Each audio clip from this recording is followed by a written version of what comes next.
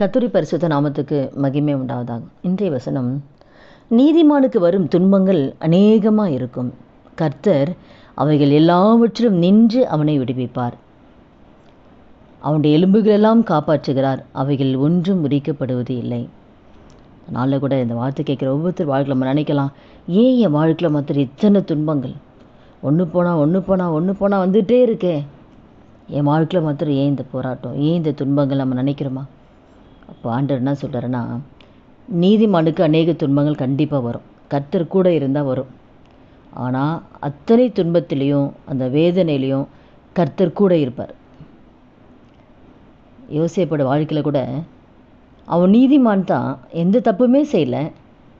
ஆனால் அவன் சிறைச்சாலை போகும்போது ஏசப்பா கூட தான் இருக்கார், ஆண்டவர் கூட தான் இருக்கார்.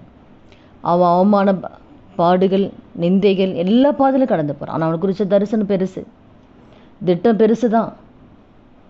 கஷ்டமே படாமையே ஆண்டா தரிசனத்துக்குள்ளே கொண்டு போனார். எல்லாராலும் கைவிடப்பட்ட சூழ்நிலை, ஒரு பக்கம் அவமானம் நிந்தை, அடுத்தது சிறைச்சாலை. அப்போது எல்லாத்துலேயுமே கர்த்தர் கூட இருந்து விடுவிக்கிறார் பாருங்கள். அதுதான் ஆண்டவர் யோசேப்பை விடுவித்தார்.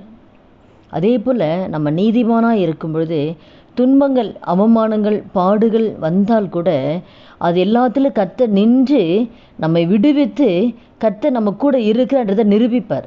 அதுதான் கர்த்தர் செய்கிறது. அதனால் நீங்கள் சோர்ந்து போகாதீங்க, என் வாழ்க்கையில் மாத்திரம் ஏன் துன்பங்கள் நினைக்காதீங்க. கர்த்தர் உங்கள் கூட தான் இருக்கிறாரு.